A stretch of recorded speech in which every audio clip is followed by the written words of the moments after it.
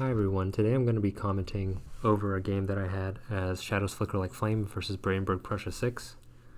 This is on board B, and usually I like to play on either boards B or D, usually board D, but I find that Shadows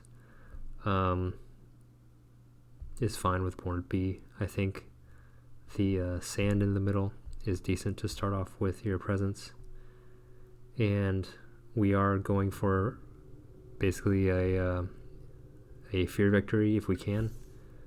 Most of the mechanics in Shadows Flicker Like Flame is based on generating fear, so we want to try and do that as much as possible. I'll uncover the presence on the bottom so that we can get 2 card plays, which activates our innate. Place it into something that's going to build. So either the mountains in the corner or the wetlands on the coast. Usually I like to prioritize trying to clear the coast if possible. Mantle of Dread, and then Favors Called Due. I am going to Favors Called Due the wetlands that's going to build a city, just because we can get that really big counterattack to start off. And usually you want to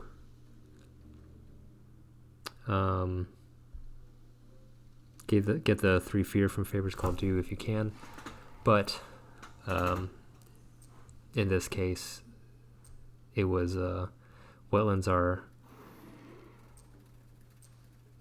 gonna come up 2 times in a row, so it's actually just kind of a decent draw from the invader deck. So we're gonna get like a massive counterattack on turn 2. I want to start getting power cards if I can. I'm going to be going mostly for minor powers, just so I can get a lot of minor card plays. So usually I'm looking for elements more than anything. So moon and fire is what I want. So to activate our innate. I don't care too much about what the cards actually do, maybe in some situations, but usually I'm just looking for elements. So whenever I draw cards, I'm usually just looking for moon and fire.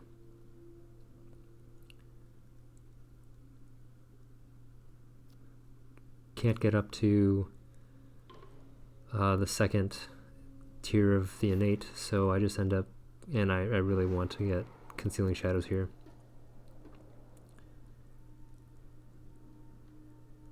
So I just go Crops Wither and Fade, then Concealing Shadows. Pay the extra energy to target the wetlands, and then I actually have already a pretty clear board, just because I think wetlands explore twice in a row, but still get a blighted island. So I go for the one with more blight on it, just so that I have more time to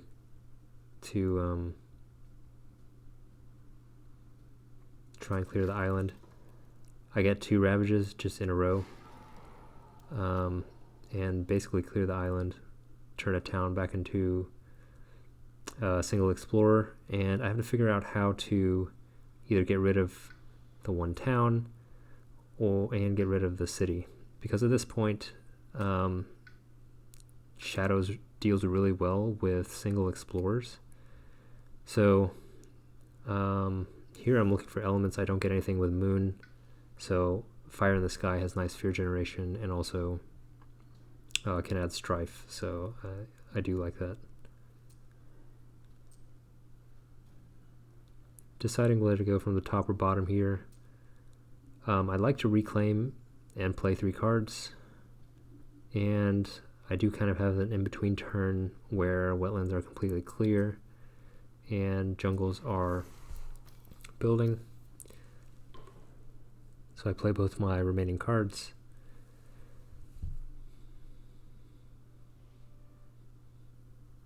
And I'm realizing that I need a Sacred Site to target with Fire in the Sky. So I think I'm gonna place in the wetlands to get that Sacred Site.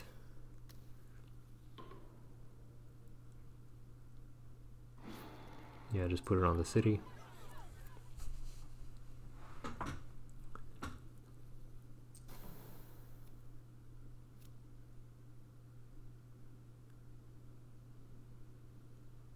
I unfortunately don't have enough I don't have enough energy to add another presence, so I do have to add the blight, which is unfortunate.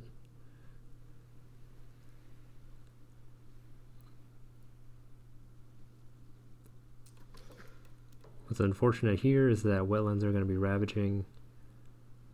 Oh, actually they aren't. So I end up putting the town into the wetlands.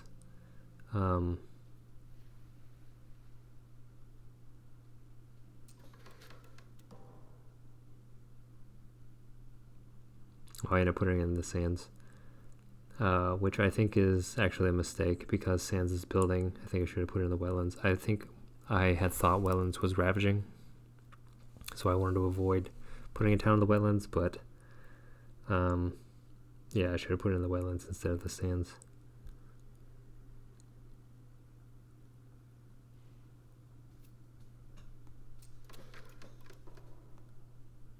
Oh, and I end up going back and doing it.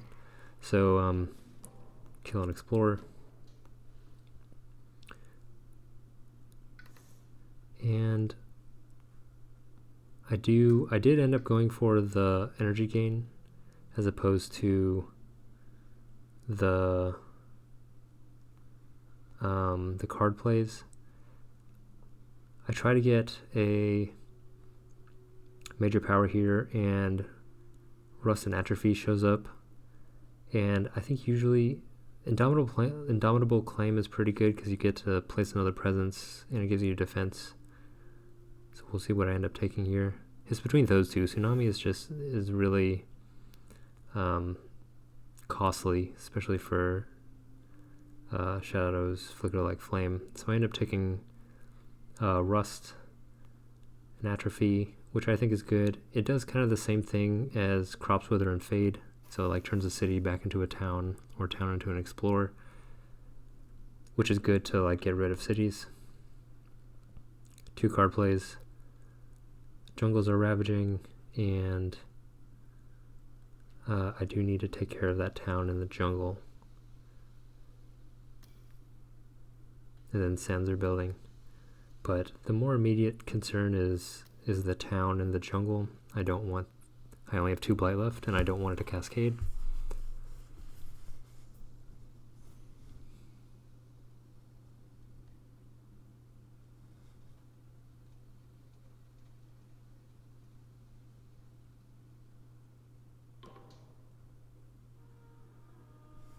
So I end up putting the Strife on the town,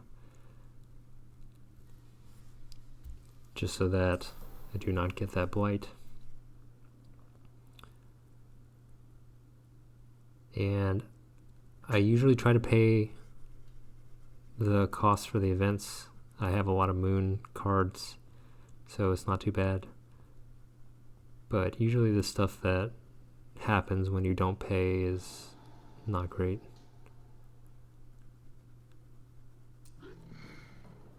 So I can only add it into that city.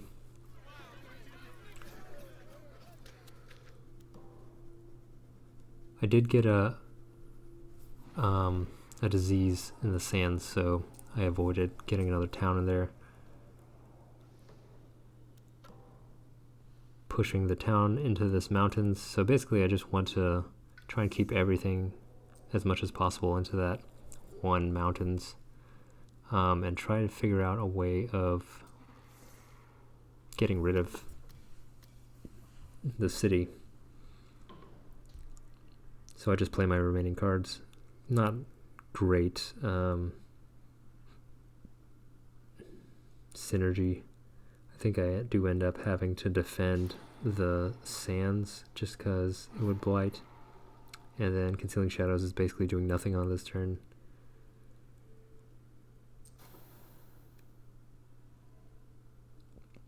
I am destroying my presence as opposed to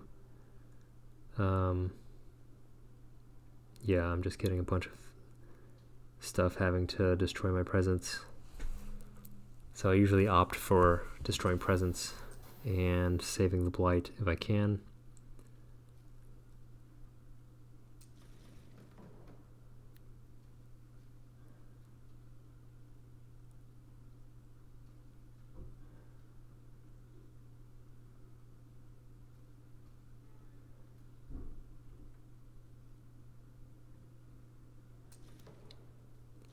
So I get rid of the explorer in the wetlands just to avoid the build, and I can do favors called do. I'm doing it into the mountains so I can get the extra fear.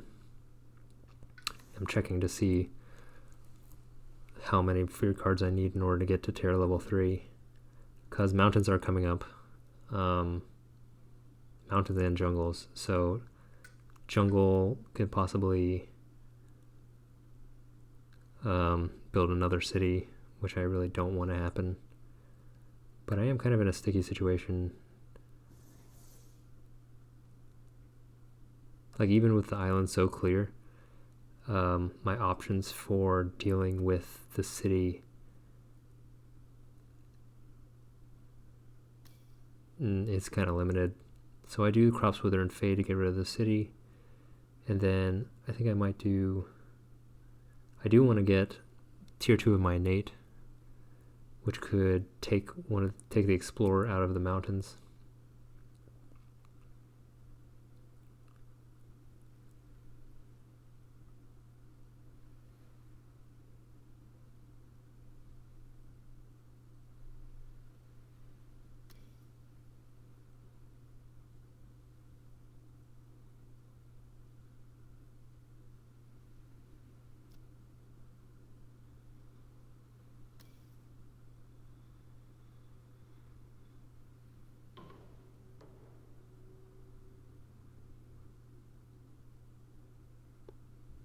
So I end up going for cards that could activate tier 2 of my innate, mostly because I want to deal with the mountains that will be building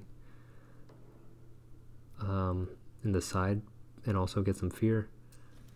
Let's see if I end up just killing him with a fear card, and I'm back to slow powers, which is nice. And I'm wondering why I didn't use my innate, and it's because I don't have any sacred sites, which was a pretty big oversight.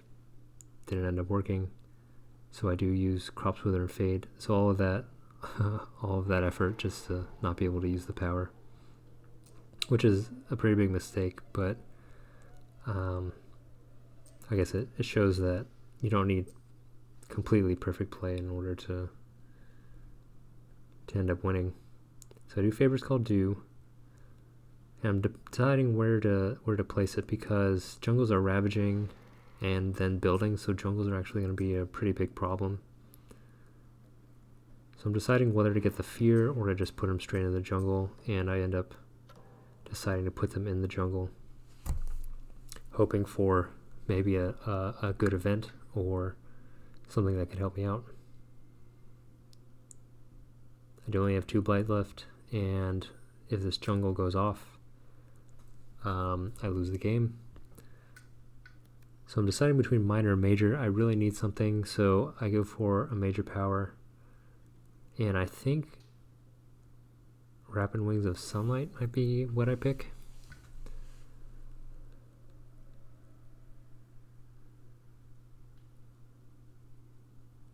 Because I do have the defense 6. I could push a bunch of stuff out.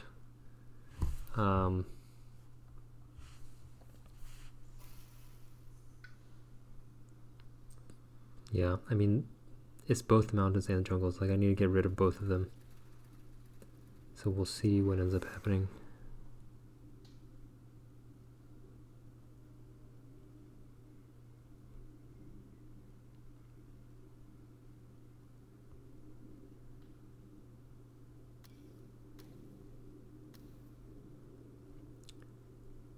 So what I could do is push all the towns out of the mountains into the jungle and then try to deal with that. I think that is what I do. Yeah, push the towns in the mountains because of the strife, and then defend 6, replace it, put some strife in there, hope for the best.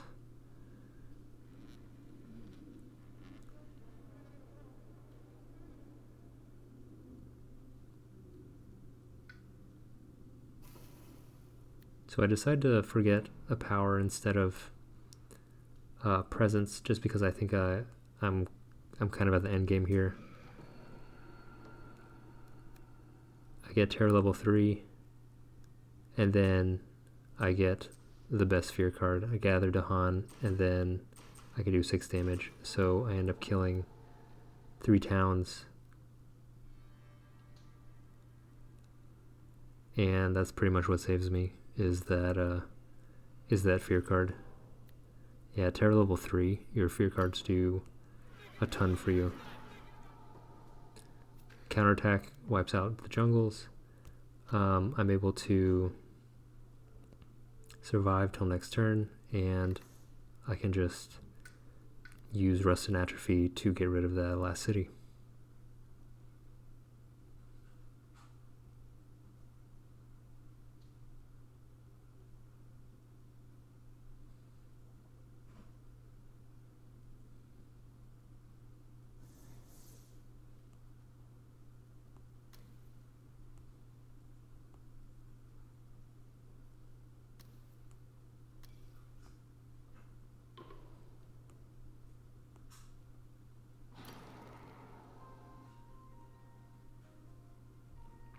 All right, thanks for watching.